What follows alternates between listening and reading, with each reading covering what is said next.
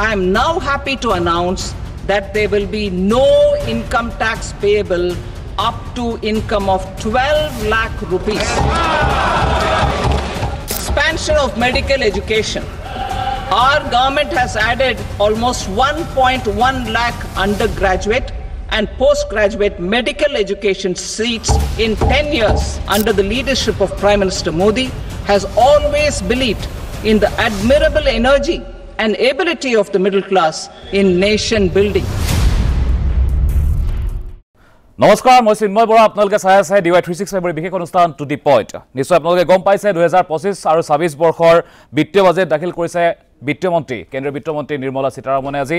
বহুখিনি সিদ্ধান্ত লোৱা হৈছে কিন্তু আটাইতকৈ ডাঙৰ সিদ্ধান্তটো লোৱা হৈছে আয় কৰক লৈ বৃহৎ সিদ্ধান্ত লোৱা হৈছে বছৰি 12 লাখ টকা পৰ্যন্ত যিসকলে আয় কৰে তেওঁলোকে কৰ দিব নালাগে আজি বাজেটক লৈ বহুখিনি কথা আছে বহুখিনি পাতিবলগীয়া কথা আছে আজি ষ্টুডিঅলৈ আমি এই কথা পাতিবলৈ নিমন্ত্ৰণ জনাইছো বিজেপিৰ মুখপাত্ৰ দিলীপ শৰ্মা ডাঙৰীয়া স্বাগতম জনাইছো আপোনাক বিদিশা নেওক কংগ্ৰেছৰ মুখপাত্ৰ স্বাগতম জনাইছো আমাৰ সৈতে আছে সুশান্ত তালুকদাৰ জ্যেষ্ঠ সাংবাদিক স্বাগতম জনাইছো অৰুপজ্যোতি কলিতা বিশিষ্ট বিশ্লেষক স্বাগতম জনাইছো আপোনাকো মই সকলোৰে লগত কথা পাতিম কিন্তু কেইটামান মই তথ্য গ্ৰাফিক্স আকাৰে আপোনালোকক দেখুৱাই ল'ব খুজিছো বাজেটৰ কিছু আভাস প্ৰথমতে মই আপোনালোকক দেখুৱাই ল'ব খুজিছো প্ৰথমতে মই ক'ব খুজিছো আজি এইদৰে বাজেট দাখিলৰ বাবে ওলাই আছিল নিৰ্মলা সীতাৰামন পুৰণা স্লেবৰ টেক্স আৰু নতুন স্লেবৰ টেক্সৰ কিছু আপোনালোকক মই এই মুহূৰ্তত তথ্য দি ল'ব খুজিছো আৰু পুৰণা স্লেবৰ কথা যদি কওঁ তেনেহ'লে আপোনালোকে দেখিব ৰিজিউম টেক্সৰ নিউ টেক্স ৰিজিউম যদি আমি কৰোঁ 0ৰ পৰা 3 লাখ 0% আছিলে পুৰণা স্লেবৰ মতে ইয়াত 5ৰ পৰা 7 লাখ 5% আছিল 7ৰ পৰা 10 লাখ 10% আছিল 10ৰ পৰা 12 লাখ 15% আছিল 12ৰ পৰা 15 লাখ 20% আছিল 15 লাখৰ অধিক আছিল 30% আমি যদি কম্পেয়াৰ কৰোঁ নতুন স্লেবৰ সৈতে পুৰণাতকৈ আমি নতুন স্লেবত দেখিছোঁ 0ৰ পৰা এতিয়া 4 লাখ হ'ব নতুন স্লেবত 0% 4ৰ পৰা 8 লাখ 5% 8ৰ পৰা 12 লাখ 10% 10ৰ পৰা 12ৰ পৰা 16 লাখ 15% 16ৰ পৰা 20 লাখ 20% 20ৰ পৰা 24 লাখ 25% 24 লাখৰ অধিক 30% আমি যদি আন এটা কথা কওঁ কোন বছৰত কিমান আয়কৰ ৰেহাই 2005 চনৰ কথা যদি কওঁ 1 লাখ টকা আছিল 2 লাখ টকা আছিল 2012 চনত তাৰপিছত 2014 চনত 2 লাখ 50 হাজাৰ হ'ল 2019 চনত 5 লাখ হ'ল 2023 চনত 7 লাখ হ'ল আৰু এইবাৰ বৃহৎ ঘোষণা 2025 চনত 12 লাখ টকা আয়কৰ ৰেহাই আমি কোনটো বছৰত কিমান আয়কৰ ৰেহাই আপোনালোকক দেখুৱাইছো সৰ্বাধিক এবাৰ আয়কৰ ৰেহাই আন এটা গ্ৰাফিক্স দেখুৱাইছো দাম কমিব কেঞ্চাৰ সহ দুৰাৰোগ্য ৰোগৰ 36টা জীৱনদায়িনী ঔষধৰ শুল্কমুক্ত ঘোষণা কৰা হৈছে বাজেটত শুল্কমুক্ত ঘোষণাৰ পিছত দাম কমিব ঔষধৰ লিথিয়ামৰ দাম কমিব বেটাৰী দাম কমিব লগতে মোবাইল ফোনৰ দাম কমিব LCDৰ দাম কমিব হাতে বোৱা কাপোৰৰ দাম কমিব আমি দেখুৱাইছো আপোনালোকক কি দাম কমিব চামৰাৰে প্ৰস্তুত কৰা সামগ্ৰীৰ দাম কমিব আৰু বিভিন্ন সামগ্ৰীৰ দাম কমিব LCD LED টিভিৰ দাম কমিব মোবাইল ফোনৰ দাম কমিব ইলেক্ট্ৰিক গাড়ীৰ দাম কমিব ভাৰতত নিৰ্মাণ কৰা কাপোৰৰ দাম কমিব এই সমূহৰ দাম কমিব আমি এই মুহূৰ্তত আলোচনাৰ বাবে আহিব খুজিছো মই প্ৰথমতে যাব খুজিছো দিলীপ শৰ্মা ডাঙৰীয়া আপোনাৰ ওচৰলৈ টেক্সক লৈ ডাঙৰ সিদ্ধান্ত বাজেটক কোৱা হৈছে যে প্ৰধানমন্ত্ৰী নৰেন্দ্ৰ মোদী মধ্যবিত্তৰ হৃদয়ত আছে কিছু সময়ৰ আগতে অমিত শাহে টুইট কৰিছিল প্ৰথমতে আপোনাক বাজেটৰ প্ৰথমটো ৰিএকচন মই আপোনাৰ পৰা ল'ব খুজিছো আমাৰ প্ৰথমতে মাননীয় বিত্তমন্ত্ৰী মহোদয়ক আমি অভিনন্দন জনাইছো একেৰাহে অষ্টমবাৰৰ বাবে তেখেতে আজি বাজেট দাখিল কৰিছে আৰু এই বাজেটৰ তেখেতৰ মাষ্টাৰ ষ্ট্ৰোকটোৱে হৈছে এইটো যিটো ইতিমধ্যে আপুনি ক'লে যে মধ্যবিত্ত মানুহখিনিক সকাহ দিবৰ কাৰণে যিধৰণে পদক্ষেপ গ্ৰহণ কৰিছে এই বাজেটত এইটো আটাইতকৈ অত্যন্ত গুৰুত্বপূৰ্ণ বিষয় এই বাজেটত আজি আমি দেখিছোঁ সকলোৱে এই বিষয়টো লৈ আলোচনা কৰিছে কাৰণ 12 লাখ টকালৈকে এতিয়া মধ্যবিত্ত মানুহখিনি যিহেতু এইখিনি মানুহ এই টেক্স দিয়া মানুহখিনি মেক্সিমাম মধ্যবিত্তই এই মানুহখিনিতে কোনো ধৰণৰ টেক্স দিব নালাগে আনকি টেক্সৰ যিটো স্ল্যাব ইতিমধ্যে আপুনি দেখুৱালে আগৰ মই এটা কথা কৈছোঁ বাকীটা স্ল্যাবৰ কথা মই নকওঁ আগতে 15 লাখৰ ওপৰত যিসকলে ইনকাম কৰিছিল তেওঁলোকে 30% দিব লাগিছিল আৰু এতিয়া এটো 24 লাখ লৈকে বঢ়াই দিছে 24 লাখৰ ওপৰত যিসকলে ইনকাম কৰিব তেওঁলোকে 30% দিবগৈ এই মধ্যবিত্ত মানুহখিনিক যিধৰণে সকাহ দিছে আজিৰ বাজেটত এইটো খুদুৰ প্ৰসাৰী সিদ্ধান্ত খুব পজিটিভ ইম্পেক্ট পৰিব এইটো খুব এই সিদ্ধান্তটো আমি স্বাগতম জনাইছো আৰু মানুহখিনি যথেষ্ট সকাহ হ'ব কাৰণ ইতিমধ্যে দেশৰ অন্যান্যখিনি মানুহক কৃষক শ্ৰমিক সাধাৰণ মহিলা যুৱক যুৱতী সকলোকে বিভিন্ন ধৰণে কৰবাত নহয় কৰবাত একমোডেট কৰিছে কৰবাত বিভিন্ন ধৰণৰ সা সুবিধাখিনি লৈ আছে এই মানুহখিনি যাতে তেওঁলোকৰ ক্ৰয় ক্ষমতা বঢ়াব পাৰে তেওঁলোকে সংস্থাপন বিচাৰি পায় আজি MSMEৰ পৰা আৰম্ভ কৰি এটা MSME যি ধৰণে গুৰুত্ব দিছে এইটো MSMEৰ এটা কভাৰ আপোনাৰ কিমান কৰিছে মানে ইনক্ৰিজ কৰিছে 10 কোটি টকালৈকে MSME এইবোৰ সাধাৰণতে নিবনুৱা যুৱক যুৱতী বা যিসকলে তেওঁলোকে মজলীয়া বা ক্ষুদ্ৰ উদ্যোগ কৰিবলৈ বিচাৰে মেক্সিমাম এইবোৰ সব মধ্যবিত্ত মানুহৰ পৰা এইবোৰ আহে তেওঁলোকে 10 কোটি টকালৈকে এইটো কভাৰ কৰিব আগতে 5 কোটি টকালৈকে আছিল কৃষকসকলক আজি কিষাণ ক্ৰেডিট কাৰ্ডৰ জৰিয়তে আগতে 3 লাখ টকা তেওঁলোকে ঋণ ল'ব পাৰিছিল এতিয়া 5 লাখ টকালৈকে ঋণ ল'বৰ কাৰণে সুবিধা কৰি দিছে যাৰ ফলত 7 কোটি 70 লাখ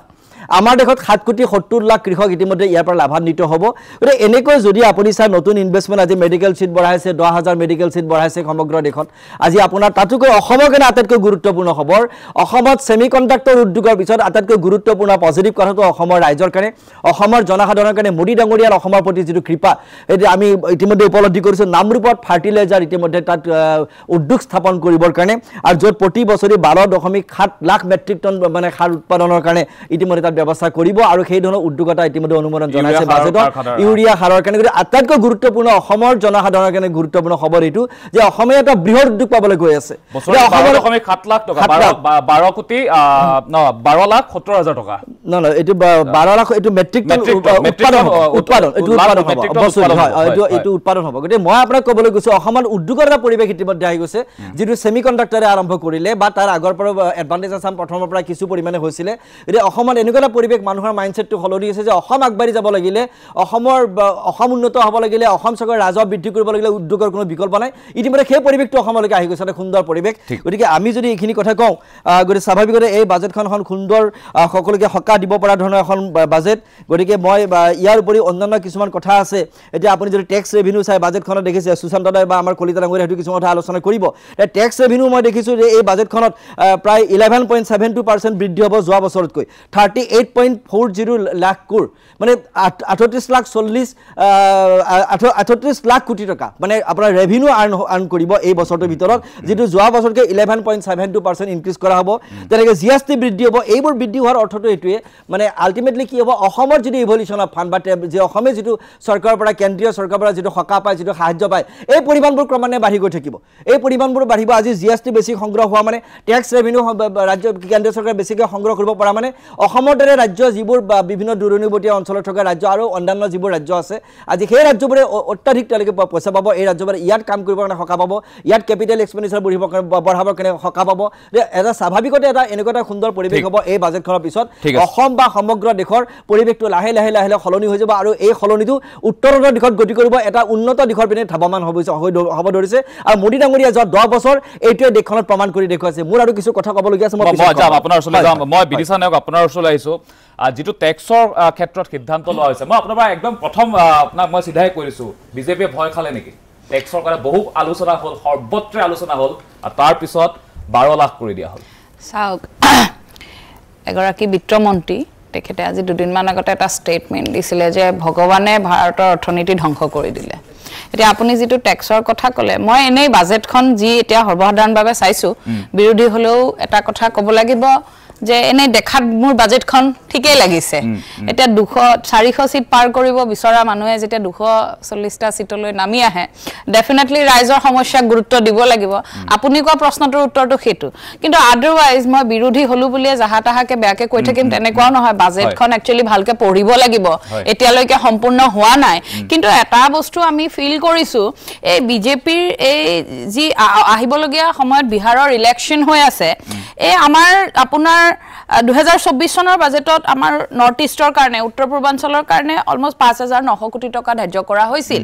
কিন্তু বৰ্তমান হেতু বাজেটত হ্ৰাস কৰি প্লে 4006 কোটি টকা এই গুটেই বাজেটখন আপুনি যদি এনে ওপৰতে চকু ফুৰাই চাই ই এটা ইলেকশন কেন্দ্ৰিক গিমিক বুলিও ক'ব পাৰে বা বিহাৰৰ নিৰ্বাচন কেন্দ্ৰিক বাজেট বুলিও ক'ব পাৰে কিন্তু কথাটো হ'ল এই যেটো যি কাৰণতে নহওক ভয়তে হওক বা সিট কমাৰ কাৰণে হওক যিকোনো কাৰণতে এই ট্যাক্স স্ল্যাবটো ৰেহাই দিয়াৰ কাৰণে মানুহখিনি কিছু পৰিমাণে উপকৃত হ'ব আৰু মানুহখিনি এটা লেভেলত সকাহ পাব কিন্তু আপোনাক মই এটা কথা কওঁ যে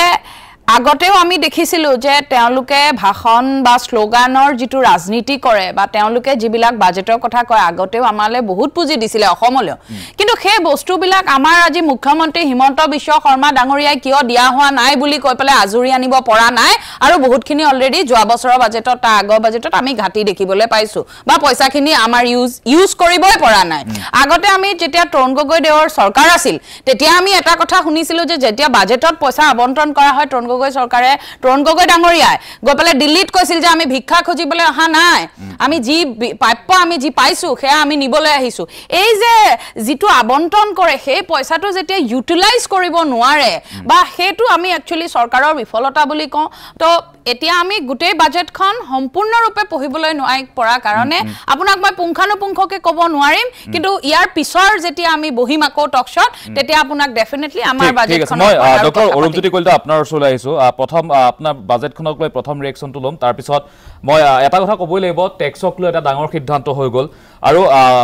দেখত নতুন আয়কৰ আইন অনাৰ প্ৰস্তুতি চলাইছে বুলি ইতিমধ্যে বিত্তমন্ত্ৰী নিৰ্মলা সীতাৰমণে আজি ইংগিত দিছে অহা সপ্তাহত হয়তো উত্থাপন হ'ব পাৰে নতুন আয়কৰ বিধেয়কখন যদি নতুন আয়কৰ বিধেয়কখন আহে তেনেহ'লে কেনেকুৱা ধৰণৰ হ'ব আৰু এই বাজেটক লৈ আপোনাৰ ৰিএকচন কেনেকুৱা ধন্যবাদ চিন্ময় হয় প্ৰকৃতাৰ্থত ব্যক্তিগতভাৱে উন্নয়ন খণ্ডৰ এগৰাকী কৰ্মকৰ্তা হিচাপে আৰু এগৰাকী কৰদাতা হিচাপে এইখন বাজেট মই ভাবো এখন ঐতিহাসিক বাজেট ব্যক্তিগতভাৱে মই এগৰাকী কৰদাতা আৰু উন্নয়ন খণ্ডৰ এগৰাকী বিশেষজ্ঞ হিচাপে এইখন বাজেটক ঐতিহাসিকভাৱে মই ব্যাখ্যা কৰিব বিচাৰো এই কাৰণে যে নিৰ্মলা সীতাৰমণ ডাঙৰীয়ানীয়ে আমাৰ এইখন বাজেটত উন্নয়নৰ চাৰিটা ইঞ্জিনযুক্ত যি তেখেতসকলে এটা ধাৰণা দিছিলে বিশেষকৈ আমি দেখিছো যে আমাৰ কৃষি খণ্ডত এমএছএমই খণ্ডত আৰু আমাৰ নিয়োগ কেন্দ্ৰত আৰু লগতে আমাৰ ৰপ্তানি ক্ষেত্ৰত তেখেতসকলে এক সুদূৰ প্ৰসাৰী এটা পৰিকল্পনা কৰি পেলাই এটা এবাৰ বাজেট নিৰ্মাণ কৰিছে আৰু তাত দেখা গৈছে কি যে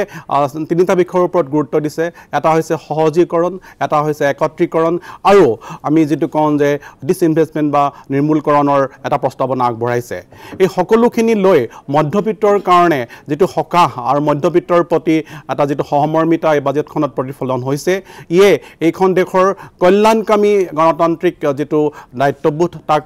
প্ৰতিবিম্বিত কৰিছে আৰু লগতে দেখা গৈছে যে মধ্যবিত্ত আজি বহু বছৰ ধৰি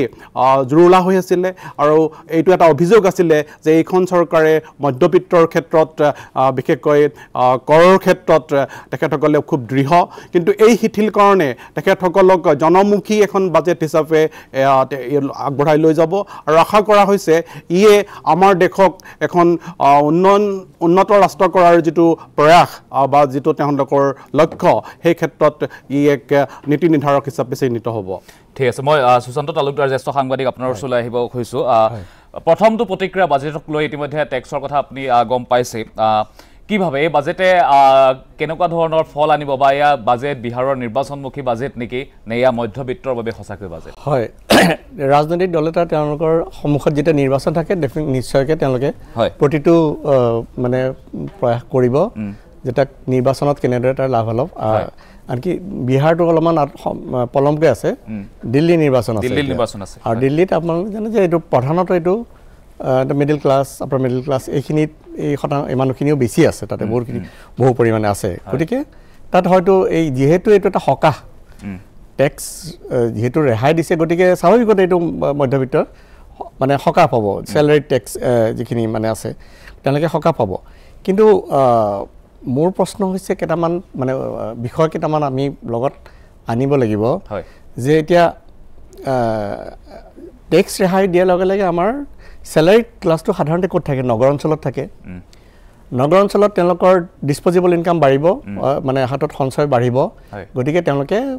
তেওঁলোকৰ উপভোক্তা ব্যয় মানে সামগ্ৰী বা সেৱা তেওঁলোকে বেছি ক্ৰয় কৰিব পাৰিব গতিকে কনজাম্পশ্যন এটা বাঢ়িব বুলি গতিকে সেইটোৱে উদ্যোগ কেন্দ্ৰ বা মেনুফেকচাৰিং ছেক্টৰকো তেওঁলোকে এটা সকাহ দিব বুলি তেওঁলোকে ধাৰণা কৰিব পাৰে কিন্তু ইতিমধ্যে যিটো নগৰ অঞ্চল আৰু গ্ৰামাঞ্চল ইয়াৰ যেটো মান্থলি পাৰ কেপিটা কনজাম্পশ্যন এক্সপেণ্ডিচাৰ এই বাজেট ওলোৱাৰ দুদিন আগতে মিনিষ্ট্ৰী অফ ষ্টেটিষ্টিক্সে এই তথ্যখিনি প্ৰকাশ কৰিছে তাত মই সামগ্ৰিক মানে দেশৰ কথা ক'বলৈ যোৱা নাই অসমৰ কথাটো মই উত্থাপন কৰিব বিচাৰিছোঁ যে অসমত কিন্তু মানে নগৰাঞ্চলত যিটো মান্থলি পাৰ কেপিটা কনজাম্পশ্যন এক্সপেণ্ডিচাৰ মাহিলী উপভোক্তা ব্যয় মানে সামগ্ৰী আৰু সেৱা ক্ৰয় কৰাৰ ক্ষেত্ৰত যিটো ব্যয় কৰে আৰু গ্ৰামাঞ্চলত যিটো কৰে সেইটোৰ মাজত কিন্তু যথেষ্ট মানে পাৰ্থক্য আছে আৰু এইটো চহৰ অঞ্চলত বহুত বেছি আৰু ডিফাৰেঞ্চটো 79% 79%। সেইটো 2022-23তো একে আছিলে 2023-24তো একে আছে বিহাৰত সেইটো 34%। আৰু তাৰ লগত অৱশ্যে তেওঁলোকে এইটো 79ৰ পৰা 75লৈ হ্ৰাস পায় যদি এই যিবিলাক অৰুণোদয় বা আন বিভিন্ন ৱেলফেয়াৰ স্কিমবিলাক যদি আছে তেতিয়া অলপমান এক্সপেণ্ডিচাৰটো বাঢ়ে তথাপিও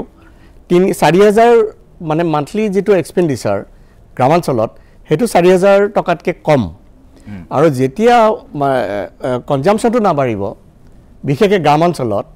তেতিয়া কৃষিভিত্তিক উদ্যোগ গঢ় লোৱাৰ ক্ষেত্ৰত এইটো এটা তাৰ যিটো পৰিৱেশ সেই পৰিৱেশটো মানে লোৱাটো সহজ নহয় গতিকে কেৱল মধ্যবিত্তক সকাহ দিলে সামগ্ৰিকভাৱে ৰাজ্যখন বা দেশখনৰ এই যিটো অৰ্থনৈতিক যিটো উন্নয়ন হ'ব লাগে সেই উন্নয়নৰ ক্ষেত্ৰত কিন্তু এই দিশবিলাক কিন্তু বাজেটখনে চুই যোৱা নাই আৰু তাৰ লগতে মই আৰু এটা কথা এতিয়া প্ৰথমতে অনুজ্ঞাম পিছত হয়তো ব্যাখ্যা কৰিব পাৰিম যে বহুত সময়ত আমি দেখিছোঁ যে উত্তৰ পূব আৰু অসমৰ ক্ষেত্ৰত যিখিনি আবণ্টন কৰা হয় সেই আবণ্টিত ধনৰাশিৰ কিন্তু ব্যয় একেবাৰে কম একেবাৰে থ্ৰতে মই এটা আঙুলিয়াই দিব খুজিছোঁ যে north east industrial development scheme এইটো আছিলে আমাৰ 2018ত নটিফাই হৈছিলে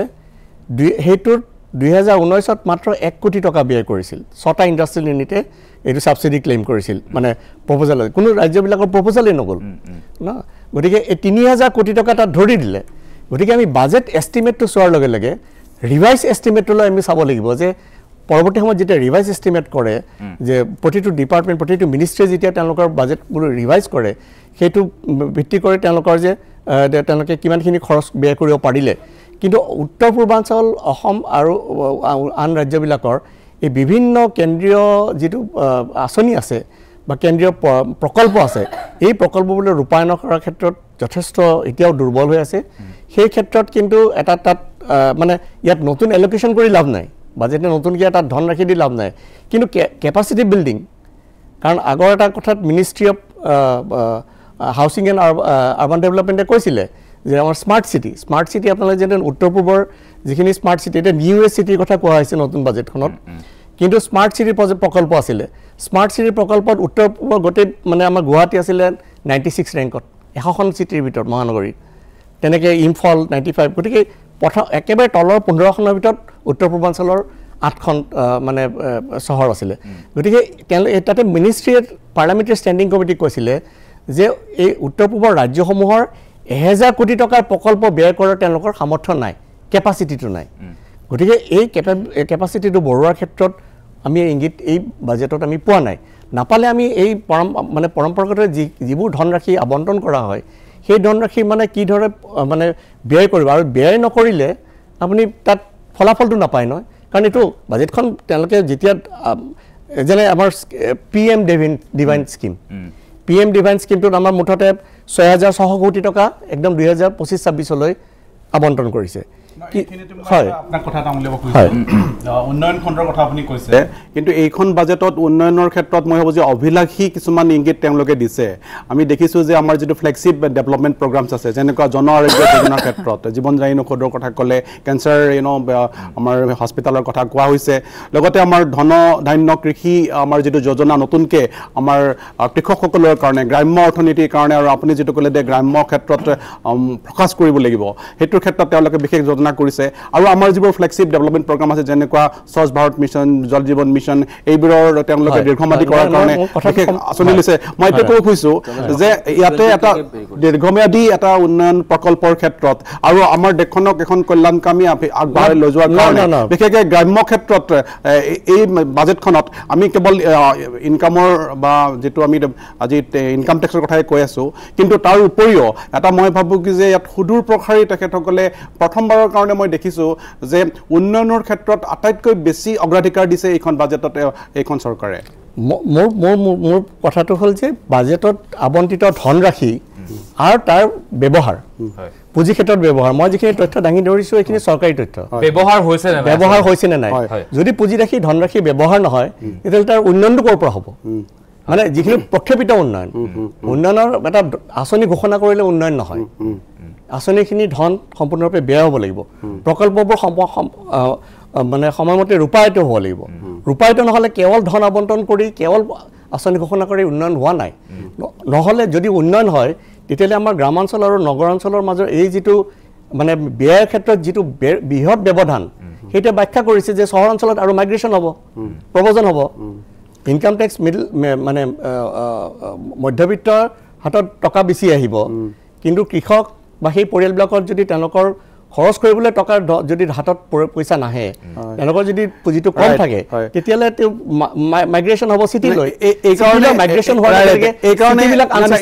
পাৰফেক্টলি ৰাইট এইকাৰণে 100খন আটাইতকৈ ল' পাৰফৰ্মিং ডিষ্ট্ৰিক্ট এইখন বাজেটত আইডেণ্টিফাই কৰা হৈছে যে ভাৰতবৰ্ষৰ আটাইতকৈ মানে মই কথাটো কৈছোঁ 100খন জিলা ইয়াত চিহ্নিত কৰা হৈছে আৰু এই 100খন মানে পিছপৰা মানে আমাৰ জিলাৰ পৰা বিশেষকৈ গ্ৰাম্য জিলাৰ পৰা যাতে আপুনি কোৱাৰ দৰে মাইগ্ৰেশ্যন নহয় আৰু তেখেতসকলৰ যাতে বুনিয়াদী বিকাশ হয় তাৰ কাৰণে এইখন বাজেটত বিশেষ মানে ঘোষণা কৰা হৈছে আৰু সেইকাৰণে আমি ক'ব পাৰোঁ যে এইখন সুদূৰ প্ৰসাৰী আৰু এইখনে উন্নয়নমুখী বাজেট প্ৰথমবাৰৰ কাৰণে মই ভাবোঁ যে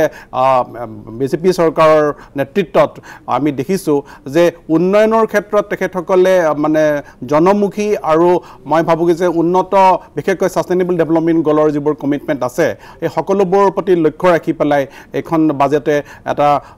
জনমুখী আৰু উন্নয়নশীল প্ৰতিবিম্ব দাঙি ধৰিছে আপোনালোকে চাই আছে DY 365 এই বিশেষ অনুষ্ঠান টু দি পইণ্ট আমি আজি বাজেটক লৈ কথা পাতি আছোঁ এই মুহূৰ্তত মই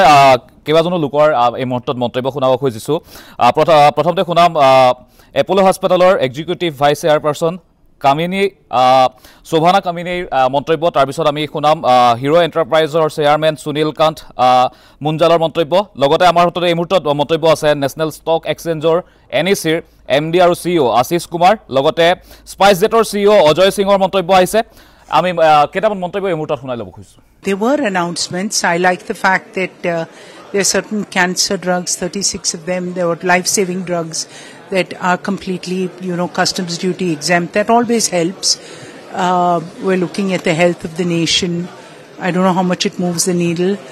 I like the fact that there was mention on promoting Heal in India. Super important initiative. Just like tourism, I think this would be the cornerstone of making sure that people from all over this region, this is the best country to come for healthcare. Finance Minister had a challenge to maintain the fiscal discipline that she has announced for herself, at the same time encourage growth in some manner. And so she's done this by two different ways. One is a very broad, comprehensive, broad brush address of things like agriculture, small industry, technology, innovation, healthcare, skilling, education, exports, small industry. And the second was the point you made about raising the exemption dramatically from 7 lakh straight to 12. Much expected tax relief is given to the taxpayer that up to 12.75 lakh rupees per annum income, a salaried person doesn't have to pay even a rupee tax. And I think that's a very welcome move in terms of the consumption increase as well as investments increase into the markets. And when the consumptions increase, of course, there is going to be also profitability of companies also increasing. আমি এই মুহূৰ্তত আৰু এটা মন্তব্য শুনাব খুজিছোঁ এই মন্তব্য হৈছে প্ৰধানমন্ত্ৰী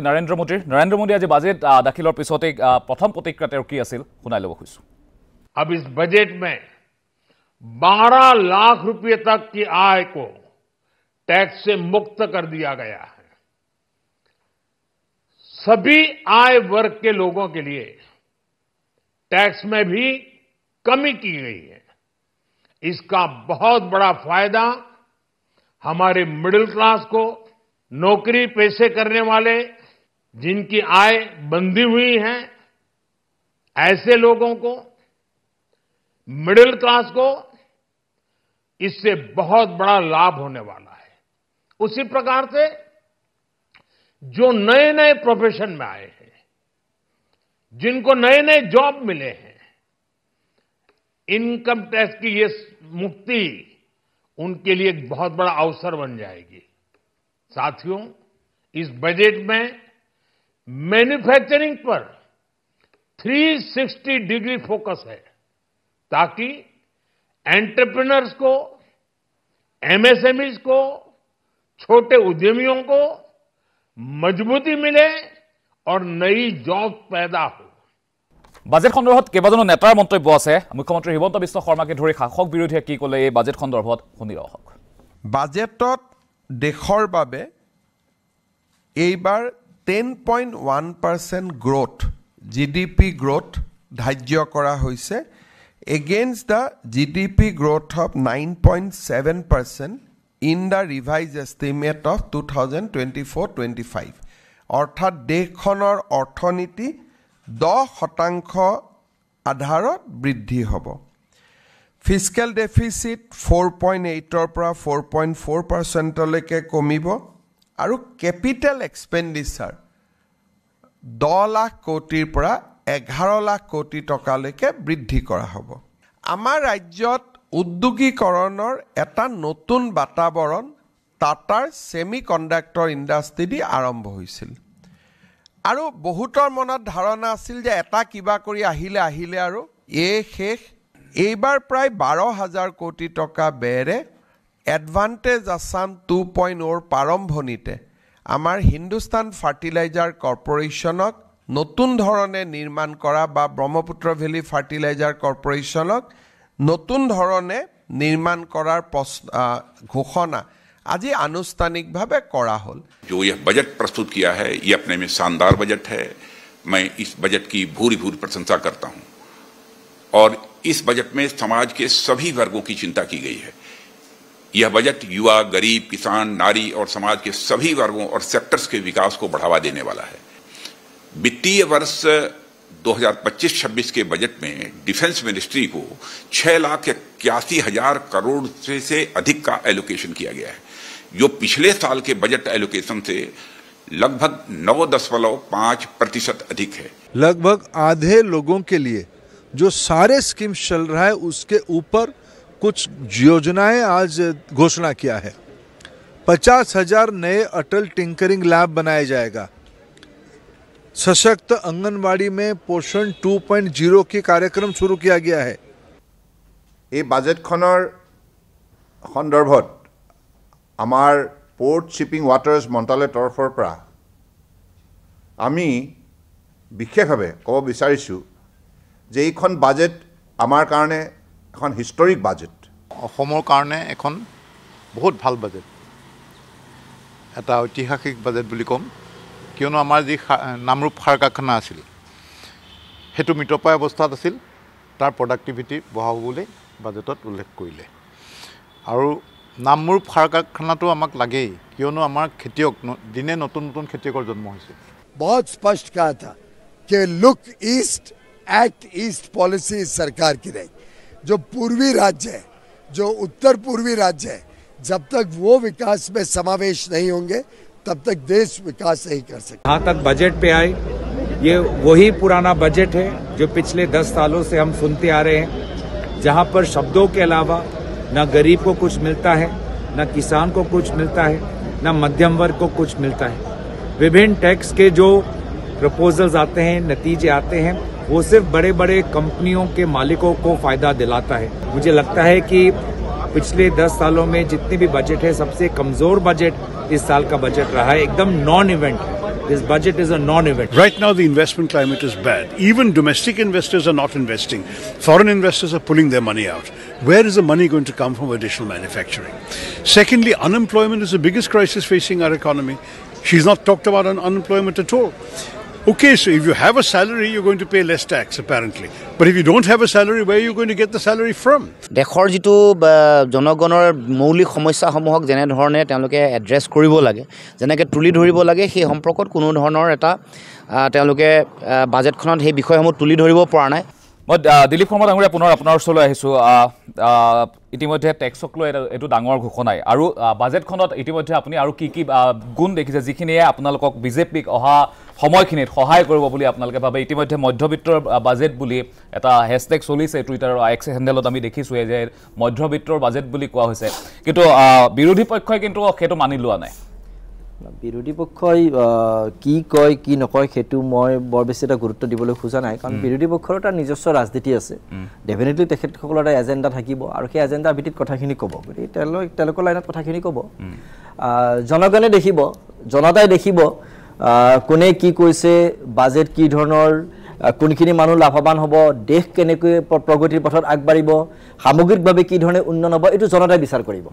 বিভিন্ন দলে ক'ব আমাৰ আজি আমাৰ পিনৰ পৰা চৰকাৰৰ পৰা বাজেট দিছে নিৰ্মলা সীতাৰমণ ডাঙৰীয়ানে বাজেট দিছে প্ৰধানমন্ত্ৰী ডাঙৰীয়াই বক্তব্য ৰাখিছে অসমৰ মুখ্যমন্ত্ৰী ডাঙৰীয়াই বিভিন্ন বক্তব্য ৰাখিছে এই গোটেই কথাটো জনতাই বিচাৰ কৰিব গতিকে মই সেইটো বিৰোধী বিষয়টো মই বিশেষ নকওঁ মই MSMEৰ কথা এটা ক'ব খুজিছোঁ MSME সাধাৰণতে মধ্যবিত্ত ঘৰৰ পৰিয়ালবোৰৰ পৰা বেছি হয় সাধাৰণতে ইয়াত মই আপোনাক আৰম্ভণিতে ক'লো যে MSMEৰ কভাৰটো 5 কোটিৰ পৰা 10 কোটিলৈকে এটা বৃদ্ধি কৰিছে আৰু MSMEয়ে আপোনাৰ কি কৰে GDPত 30% কন্ট্ৰিবিউট কৰে MSMEৰ পৰা 30% কন্ট্ৰিবিউট কৰে তাৰে মই এইখিনি কথা ক'ব বিচাৰো অকল যে টেক্স ৰেহাই দিলে মধ্যবিত্ত সকাহ পাব এইটো কথা নহয় অলৰেডি যদি কৰিলে মধ্যবিত্ত মানুহক এটা বৃহৎ সকাহ দি দিলে এই MSMEৰ জৰিয়তে যিখিনি সকাহ দিবলৈ বিচাৰিছে যিখিনি সাহায্য চৰকাৰে দিবলৈ বিচাৰিছে ইয়াৰ পৰা কিন্তু মধ্যবিত্ত যুৱক যুৱতী বা যিসকলে বিভিন্ন উদ্যোগ স্থাপন কৰিবলৈ গৈছে তেওঁলোকৰ লাভৱান হ'ব এইটো এটা উন্নতম কথা কৃষকসকলৰ কাৰণে মই আগতে কথা এটা ক'লো গতিকে ইয়াৰ উপৰিও আপুনি এনেকুৱা বহুত বিষয় গুৰুত্বপূৰ্ণ বিষয় আছে বাজেটখনে প্ৰতি এতিয়া চাওক আপোনাৰ প্ৰতিখন জিলাত অহা 3 বছৰৰ ভিতৰত কেঞ্চাৰ হস্পিটেল নিৰ্মাণ কৰা হ'ব ইতিমধ্যে আপুনি ক'লে 36 বিধ কেঞ্চাৰৰ লগত জড়িত ঔষধৰ ৰোগৰ লগত জড়িত ঔষধৰ বিভিন্ন টেক্স ৰেহাই দিয়া হৈছে এই কথাবোৰে সাধাৰণ মানুহক বেনিফিট কৰিব মধ্যবিত্ত মানুহক বেনিফিট দিব যেনে সামগ্ৰিকভাৱে এই যেটো আপোনাৰ সোশ্যাল ওয়েলফেয়াৰ সামাজিক খণ্ডত এইবোৰে সামাজিক ক্ষেত্ৰখনত মানুহখিনিৰ আপোনাৰ ক্ৰয় ক্ষমতা বৃদ্ধিটো কৰাত কাৰণ সেই পইচাটো সেভ হৈ যাব আলটিমেটলি মানুহে ক্ৰয় ক্ষমতা মানুহৰ বৃদ্ধি হ'ব বিভিন্ন চৰকাৰী আঁচনিবোৰ আছে সুশান্তৰে এটা কথা কৈছে মই হেতু বটা একমত নহলো আপুনি অকল যে নগৰ কেন্দ্ৰিক কথাবোৰ হৈছে আজি চাকৰি কৰা মানুহ অকল নগৰতে নাই সমগ্ৰ অসমৰ সুকে কোণে অসমৰ সুকে কোণে চাকৰি কৰা এতিয়া বিভিন্ন চৰকাৰী খণ্ডত চাকৰি কৰা বিভিন্ন মানুহ আছে বেচৰকাৰী খণ্ডত কাম কৰাবোৰ আছে এতিয়াৰো চৰকাৰী গাঁও আৰু চহৰ প্ৰায় একাকাৰ হৈ গৈছে কাৰণ গাঁও অঞ্চলৰ আপুনি এনেকৈ কিছুমান দেখিব গাঁও অঞ্চলৰ সাংঘাতিক ধৰণে উন্নতি হৈছে কাৰণ বিভিন্ন বাট পথ ৰাস্তা দলং বিভিন্ন পিনে নিৰ্মাণ হৈছে যোগাযোগ ব্যৱস্থাটো সাংঘাতিক উন্নত হৈছে যোৱা 3.5 বছৰত মুখ্যমন্ত্ৰী ডাঙৰীয়াৰ নেতৃত্বত 1000 খন দলং পকী কৰা হৈছে পকী দলং নিৰ্মাণ কৰা হৈছে আজি বিভিন্ন পথ দেখিছে অসমৰ বিভিন্ন প্ৰান্তত মই অসমৰ কথা কৈছো ৰাস্তা ঘাটৰ সাংঘাতিক উন্নতি হৈছে গতিকে এতিয়া যোগাযোগ ব্যৱস্থাটো ইমান সুচল হৈছে যাতায়াত ব্যৱস্থাটো ইমান সুন্দৰ হৈছে এই ব্যৱস্থাৰ ফলত কি হৈছে এতিয়া নগৰ চহৰৰ মাজত পাৰ্থক্য কমি গৈছে বহুতে এতিয়া আগৰ সেই চহৰলৈকে যিটো প্ৰব্ৰজন নগৰ গাঁও অঞ্চলৰ পৰা হয় সেইটো কমি গৈছে ক্ৰমান্বয়ে কাৰণ এতিয়া গ্ৰাম্য অঞ্চলত সকলো বিভিন্ন উদ্যোগ গৈছে আজি গ্ৰাম্য অঞ্চলত বিভিন্ন চৰকাৰী কাৰ্যালয়বোৰ গুচি গৈছে এটা সমজিলাৰ ধাৰণা অসমত আনিছে আনকি জিলাৰ ভিতৰত জিলা হৈছে এই যেটো আপোনাৰ বিকেন্দ্ৰীকৰণ তললৈকে একদম সাধাৰণ জনতালৈকে ঢুকি পোৱা যেটো ব্যৱস্থা প্ৰশাসনৰ এই ব্যৱস্থাৰ জৰিয়তে আনকি ডেভেলপমেণ্টক সেই ধৰণে আগবঢ়াই নিবলৈ চেষ্টা কৰিছে সেইকাৰণে মই কৈছো যে অকল নগৰ কেন্দ্ৰিক উন্নতি নহয় গ্ৰাম্য অঞ্চলতো উন্নতি হ'ব আৰু এতিয়া আপোনাৰ এই গোটেই কথাবোৰে কি হ'ব এতিয়া আমাৰ এই মানুহখিনিৰ এই ক্ৰয় ক্ষমতাটো বৃদ্ধি কৰিব আজি বিভিন্ন সোশ্যাল ওয়েলফেয়াৰ স্কিমবোৰ আছে সেইবোৰত মানুহে কৰবাত বেনিফিটবোৰ পাই আছে এতিয়া টেক্স ৰেহাইৰ পৰা মানুহে বেনিফিটবোৰ পাইছে আল্টিমেটলি কি হ'ব মানুহৰ ক্ৰয় ক্ষমতা বাঢ়িব এই জায়গাত বিজনেছবোৰ হ'ব তাত ব্যৱসায়বোৰ ভালকে গ্ৰো কৰিব ব্যৱসায় ভালকে গ্ৰো কৰা মানে কি আপোনাৰ জিডিপি বৃদ্ধি হ'ব দেশখনৰ এই জিডিপি ইতিমধ্যে বৃদ্ধি হৈ দেখে প্ৰমাণ কৰিছে য'ত 2014 চনৰ পূৰ্বে আমাৰ দেশৰ আমি সমগ্ৰ বিশ্বৰ আমি 10 নম্বৰ স্থানত আছিলো আজি আমি 5 নম্বৰ স্থানত অকল হেয়া নহয় আপুনি বিভিন্ন ক্ষেত্ৰত যদি আমি চাও আপোনাৰ হেৰি চাব আপোনাৰ যিবিলাক এতিয়া হেৰি আছে FDI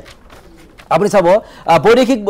যিবিলাক বিনিয়োগ আছে এটা আজিৰ তাৰিখত $83.6 বিলিয়ন মানে আপোনাৰ বৈদেশিক বিনিয়োগ হৈছে প্ৰত্যক্ষভাৱে ভাৰতবৰ্ষত এটা সাংঘাতিক ৰেকৰ্ড সংখ্যক আজি বৈদেশিক মুদ্ৰা ভাণ্ডাৰ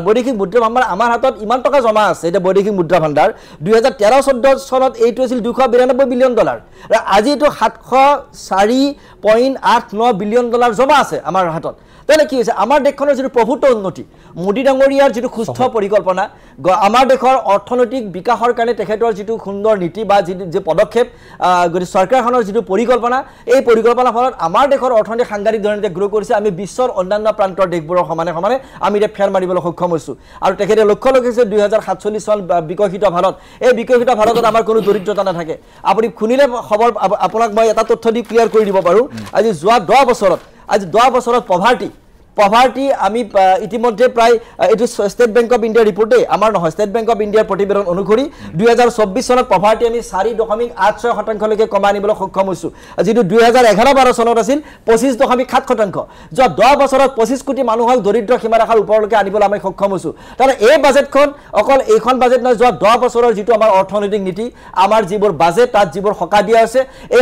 এই বাজেট এই নীতিয়ে আমাৰ সমগ্ৰ বিভিন্ন স্তৰৰ জনসাধাৰণক সেয়া দৰিদ্ৰ মানুহখিনি হওক কৃষক হওক শ্ৰমিক হওক মধ্যবিত্ত হওক যুৱক যুৱতী হওক মহিলা আনকি এতিয়া আপোনাৰ ছাত্ৰ ছাত্ৰীসকলৰ কাৰণে আজি ছাত্ৰ ছাত্ৰীসকলৰ কাৰণে আপুনি চাব যি ধৰণে পইচা এতিয়া এলটমেণ্ট শিক্ষা ব্যৱস্থাত বৃদ্ধি কৰা হৈছে হেল্থ চেক্টৰত বৃদ্ধি কৰা হৈছে অভূতপূৰ্ব ধৰণে বৃদ্ধি কৰা হৈছে তে এই বৃদ্ধিৰ জৰিয়তে আমাৰ দেশখনৰ সামগ্ৰিক যিটো উন্নতি কোনো মানুহ যদি ক'ৰ পৰা বাদ পৰি নাযায় কৃষকসকলৰ কাৰণে মই আপোনাক কৈছোঁ MSP বহুতে MSPৰ কথা ক'লে যে MSP যদি আপুনি 2013-14 আৰু 2024 চনৰ MSP ডিফাৰেন্স চাই 67% গ্ৰ' কৰিছে MSP বৃদ্ধি কৰিছে চৰকাৰে 67% যোৱা 10 বছৰত আজি পূৰ্বৰ চৰকাৰতকৈ আজি 2013-14 যি MSP আছিল বিভিন্ন আপোনাৰ ঘেঁহু জাতীয় শস্য বা ধান জাতীয় শস্যত এতিয়া 67% বৃদ্ধি কৰিছে 67% বৃদ্ধি কৰিছে এই যে কৃষকসকলক আজি সকাহ দিছে তাৰে সামগ্ৰিকভাৱে আজি 140 কোটি মানুহক নেতৃত্ব দিবলৈ এইখন চৰকাৰে চেষ্টা কৰিছে আৰু সামগ্ৰিকভাৱে 140 কোটি মানুহৰ উন্নতিৰ কাৰণে তেওঁলোকৰ জীৱন ধাৰণ ব্যৱস্থা উন্নত কৰিবৰ কাৰণে ইতিমধ্যে বিভিন্ন প্ৰয়াস কৰিছে আৰু এই প্ৰয়াস ইতিমধ্যে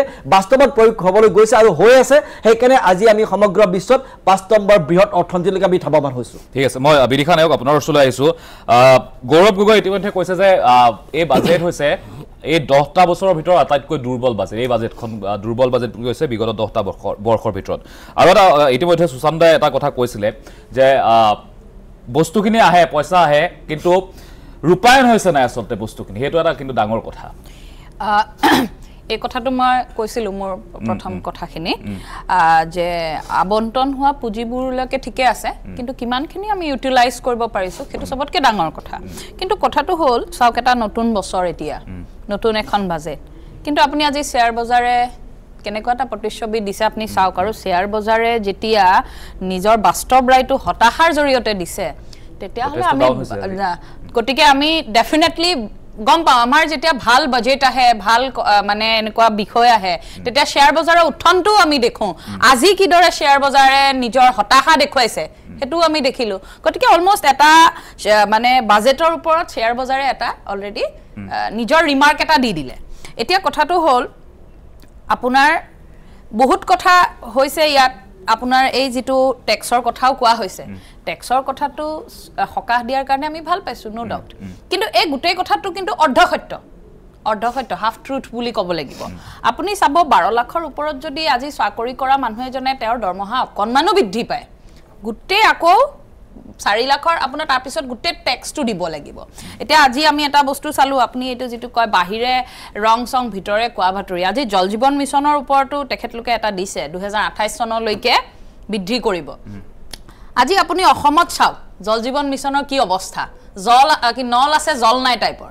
গতিকে কোৱা কথা বহুত ঘোষণা কৰা কথা বহুত কিমানখিনি ৰূপায়ণ কৰিব পাৰে হেতু আটাইতকৈ ডাঙৰ কথা যেটো আমি বাস্তৱত কিন্তু আগৰ বাজেট কেখনটো দেখা নাই গতিকে এই বাজেটখনে আজিতে আপুনি মই কৈ দিব নোৱাৰো যে একদম ধুনীয়া বাজেট এখন হ'ল এটা বস্তু ঠিক যে যদি জীৱনদায়িনী ঔষধৰ দাম হসাকে তেওঁলোকে কমাইছে দ্যাটস এ গ্ৰেট থিং তাৰ পিছত যদি তেওঁলোকে এনেকুৱা যিবোৰ সুবিধা তেওঁলোকে কৰি দিছে MSMEৰ ক্ষেত্ৰত হক গ্ৰেট কথা কিন্তু কোৱা কথা আৰু কৰা কাম আমি যেটো সাধাৰণভাৱে কোৱা কথা আৰু কামৰ মাজত বহুত ডিফাৰেন্স আছে আজি আপুনি তেওঁলোকে কৰ্পোৰেট সেক্টৰত তেওঁলোকে কৰ্পোৰেট সেক্টৰত লৈ পেলাই একো বাজেটত একো কথাই নকলে কৰ্পোৰেট আজি কালি দেখিছে চৰকাৰী চাকৰিয়ে সব নহয় আজি কৰ্পোৰেটত কিমান মানুহ লাগি আছে এই গুটেই মানুহখিনি সকাহ দিবলৈ তেওঁলোকে একো মানে স্পেশাল প্ল্যান বা বাজেট তেওঁলোকে নিৰ্ধাৰণ কৰা নাই বা তেওঁলোকে তেনেকুৱা কথা একো নকলে কিন্তু আপোনাক মই কওঁ যে এই গুটেই বাজেটখনে মানে আপুনি ইয়াৰ ৰিফ্লেকশ্যনটো কিন্তু আজি আপুনি শ্বেয়াৰ বজাৰত পাইছে আৰু শ্বেয়াৰ বজাৰে আপোনাক দেখাব যে ৰিমাৰ্কটো দিব আমি ইয়াতে যিমান ডাঙৰ ডাঙৰ ভাষণ নিদিওঁ বা তাত বহি যিমান ডাঙৰ ডাঙৰ বাজেট নকৰক বাজেটটো প্ৰতি বছৰে কৰে প্ৰতি বছৰে এখন এক্সেলেণ্ট বাজেট ওলায় তাৰপিছত আমি ৰিজাল্ট কি পাওঁ তাৰপিছত আমি আকৌ সেই মানুহবিলাকে হা হুমুনিয়া কাহি পেলায় আজি আপুনি যিমানে টেক্স আপোনাৰ ৰেহাই নিদিয়ক আপুনি যদি আমাৰ এইখিনিৰ পৰা যদি আজি নগাঁও যাওঁতে 2খন টুল টেক্সে দিব লগা হয় গাঁৱৰ পুখুৰীটো যেতিয়া টেক্স লাগিব লগা হয় তেতিয়াহ'লে এই টেক্স ৰেহাই এই কথাবোৰৰ কোনো মান্যতা নাথাকিব কোনো ধৰণৰ তেওঁলোকে জাষ্টিছ নকৰিব গতিকে বাজেটখন এক্সেলেণ্ট প্ৰতি বছৰে হয় তেওঁলোকে নিজৰ পক্ষত এক্সেলেণ্ট বাজেট কৰে ঠিকে আছে কিন্তু মই এটা বস্তু দেখিছোঁ যে যদি মেডিচিনৰ দাম কমাইছে দ্যাটছ গ্ৰেট বাকি বস্তুবিলাকত আপোনালোকে মুটকে বেছি ইকনমিক্স বিলাকে ভালকে বুজি পাব আৰু আমাৰ শ্ৰদ্ধেয় তেওঁলোকে অলৰেডি কথাখিনি বুজাইছে মই এটা কথা কওঁ যে বাজেটখন আপুনি চাব নৰ্থ ইষ্টক লৈ পেলাই বা কৰ্পৰেটক লৈ পেলাই বিশেষ কথা বা শ্বেয়াৰ বজাৰে যিটো ৰিমাৰ্ক দেখাইছে বাজেটখন আপুনি এক্সেলেণ্ট বাজেট বুলি কিন্তু ক'ব নোৱাৰে আপোনালোকে চাই আছে DY365 এৰ বিশেষ অনুষ্ঠান টু দি পইণ্ট আমি অনুষ্ঠানৰ শেষ কৰিব লাগিব শেষ পৰ্যায়ত উপস্থিত হৈছোঁ মই প্ৰথমতে ডক্টৰ অৰূপজ্যোতি কলিতা আপোনাৰ ওচৰলৈ আহিছোঁ একেবাৰে শেষত কি ক'ব ইতিমধ্যে আপুনি কৈছে যিখিনি ভাল গুণ দেখিছে আপোনাৰ বাজেটখনত একেবাৰে শেষত কি ক'ব বা মধ্যবিত্তৰ কি মধ্যবিত্তৰ বাবে ভাল খবৰ বুলি আপুনি ভাবে চাওক এইখন বাজেটত বিশেষকৈ মই ব্যক্তিগতভাৱে প্ৰভাৱান্বিত হৈছোঁ তিনিটা কথাত এটা কথা হৈছে আমাৰ উদ্যমী বা আমাৰ যিবোৰ এণ্টাৰপ্ৰেনিয়ৰ আৰু আমাৰ যি কৃষি খণ্ডৰ লগত জড়িত আমাৰ যিবোৰ কৃষক বা শ্ৰমজীৱীসকলৰ কাৰণে বিশেষ ব্যৱস্থা গ্ৰহণ কৰিছে বিশেষকৈ আত্মনিৰ্ভৰতাৰ কাৰণে আৰু আমি কৃষি খণ্ডত আমি কৈছোঁ সবলীকৰণ কৰিব লাগে বিশেষকৈ এটা মিছন নতুনকৈ ইয়াত গ্ৰহণ কৰা হৈছে য'ত নেকি আমাৰ পালচেছক লৈ পেলাই আমাৰ কৃষকসকলক লৈ পেলাই আত্মনিৰ্ভৰতাৰ কাৰণে এটি বিশেষ তেওঁলোকে উদ্যোগ গ্ৰহণ কৰিছে লগতে মেক ইন ইণ্ডিয়া যিটো তেওঁলোকে এটা মই ভাবোঁ যে সুদূৰ প্ৰসাৰী এটা বৈপ্লৱিক এটা আঁচনি গ্ৰহণ কৰিছে যাৰ দ্বাৰা আমাৰ ক্ষুদ্ৰ উদ্যোগীসকলক উদ্যমীসকলক কৃষকসকলক আৰু আমাৰ যিবোৰ স্মল এণ্টাৰপ্ৰাইজ আছে এই খণ্ডটোক কেনেকৈ তেখেতসকলে বিকশিত কৰিব পাৰে আৰু আমাৰ অৰ্থনীতি কেনেকৈ সবল কৰিব পাৰে আৰু এই ক্ষেত্ৰত লগ্নি পুঁজিৰ আমাৰ বৃদ্ধিৰ কাৰণে ক্ষেত্ৰতে হওক বা নিৰ্বীজনৰ কাৰণে হওক বা আমি ৰাজহ উৎপাদন বৃদ্ধি কৰাৰ ক্ষেত্ৰত বিশেষ তেওঁলোকে নীতি ইয়াত নিৰ্ধাৰণ কৰিছে আৰু এই গোটেই মানে পৰিকল্পনাটোৱে মই ভাবোঁ যে নীতি আয়োগৰো যিটো মানে দৃষ্টি যে আমাৰ ভাৰতবৰ্ষক 5 বছৰৰ ভিতৰত উন্নত ৰাজ্যৰ পৰ্যায়লৈ লৈ যাব বিকাশ কৰিবৰ কাৰণে লৈ যাব লাগে আৰু এই সকলোবোৰ ইয়াত সন্নিৱিষ্ট কৰা হৈছে আৰু এই বিকেন্দ্ৰীকৰণটো আৰু যিটো ইয়াৰ আমাৰ ইয়াত যেটা আলোচনা হৈছে কি যে আমি ইয়াক সম্পূৰ্ণৰূপে কিধৰণে ৰূপায়ণ কৰিব পাৰোঁ সেই সম্পৰ্কে ইয়াতে তৃণমূল পৰ্যায়লৈকে অৰ্থাৎ ইয়াতে কোৱা হৈছে যে আমাৰ যিটো সেলফ অটনমি যিবোৰ আমাৰ তৃণমূল পৰ্যায়ৰ নিকায় আছে সেই নিকায়সমূহকতো তেওঁলোকে এইবাৰ প্ৰথমবাৰৰ কাৰণে স্বাস্থ্য কেন্দ্ৰত তেওঁলোকে এইবাৰ তেওঁলোকে চেংচন দিছে অৰ্থাৎ এতিয়া আমাৰ যিবোৰ পঞ্চায়ত আছে বা আমাৰ যিবোৰ স্বায়ত্তশাসিত পৰিষদ আছে তেখেতসকলেও এইবাৰ স্বাস্থ্য ক্ষেত্ৰত শিতানত তেওঁলোকে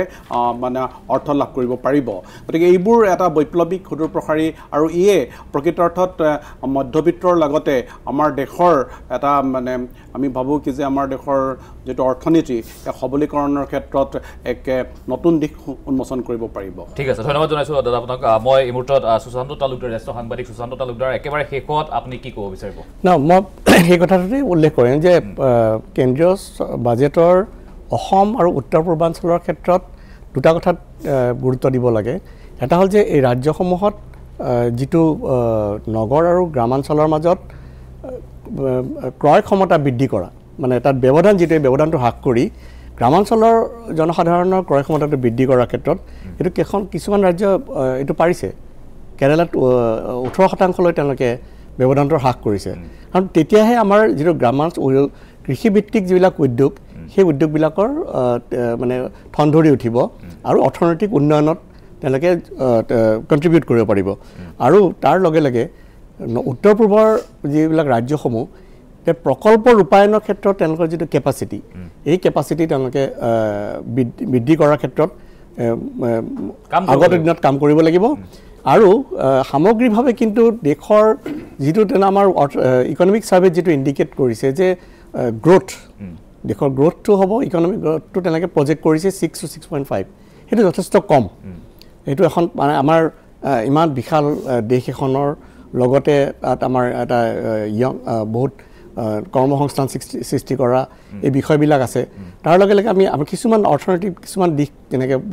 শেহতীয়াকৈ ডলাৰ আৰু ভাৰতীয় টকা ডলাৰ ভাৰতীয়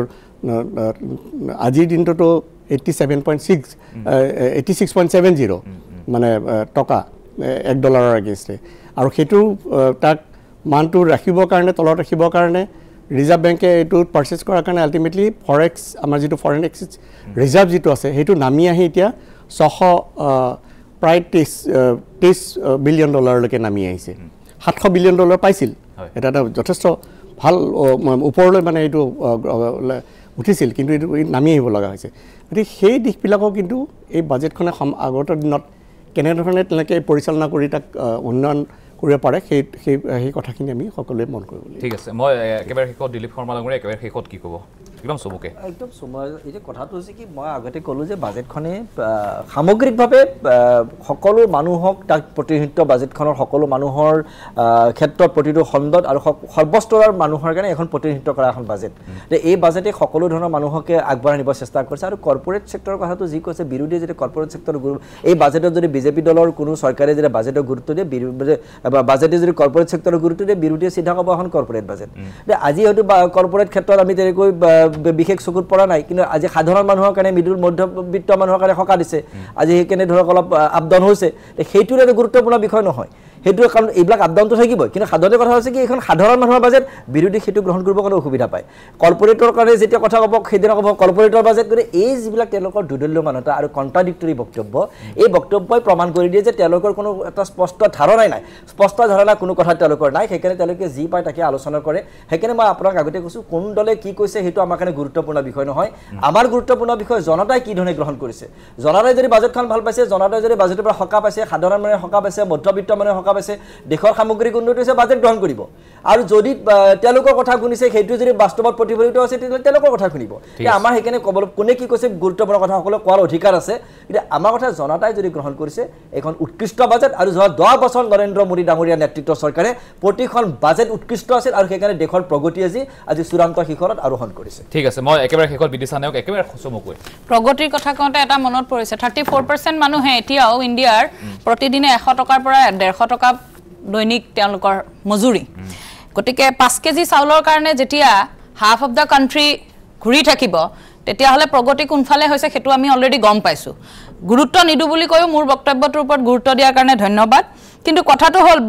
এই অহা বিত্তীয় বৰ্ষত মুঠ ঘৰুৱা উৎপাদন যিটো জিডিপি বুলি কোৱা হয় 7% আৰু কম হ'ব যিটো আপোনাৰ 2023-24 বৰ্ষতকৈ 2% কম গতিকে তেওঁলোকে বাজেটখন কেনেকৈ তেওঁলোকৰ এক্সেলেন্ট বাজেট হয় এয়া সময় নিৰ্ধাৰণ কৰিব আৰু জনতাই দেখি থাকিব আজি ভাল লাগিছে বাজেটখন দেখিছো ভাল লাগিছে কিন্তু অহা সময়বিলাকে আগতেও তেওঁলোকে যিবিলাক কৈছে ফলপ্ৰসূ হ'ব নাই আৰু জনতাই তেওঁলোকক কিদৰে একচেপ্ট কৰিব আজিৰ দিনটোৰ কাৰণে বেলেগ কথা তাৰ অহা সময়বিলাকত তেওঁলোকে টেক্স লগাই সব জেগাতে যে টেক্স লগাই আগতেও তেওঁলোকে এইবিলাক কৰিছিলে কিন্তু তাৰ পিছতো যিবিলাক মানুহক যন্ত্ৰণা দিলে এই জনতাক সকাহ দিয়াৰ কাৰণে কাম কৰক আৰু জনতামুখী কাম কৰক এনেকে ইলেকশ্যন কেন্দ্ৰিক গিমিক বা বিহাৰ নিৰ্বাচন কেন্দ্ৰিক গিমিক বা দিল্লী নিৰ্বাচন কেন্দ্ৰিক গিমিক বিলাক দি লাভ নাই একচুৱেলি ধন্যবাদ জনাইছো বিদিশা নায়ক দিলীপ শৰ্মা ডাঙৰীয়া লগতে সুশান্ত তালুকদাৰ ডাঙৰীয়া ধন্যবাদ জনাইছো ডক্টৰ ৰূপজ্যোতি কলিতা আজি আমাৰ আলোচনাত অংশ লোৱাৰ বাবে আটাইকেইজনকে ধন্যবাদ জনাইছো অনুষ্ঠানৰ পৰা বিদায় ল'ব লাগিব নমস্কাৰ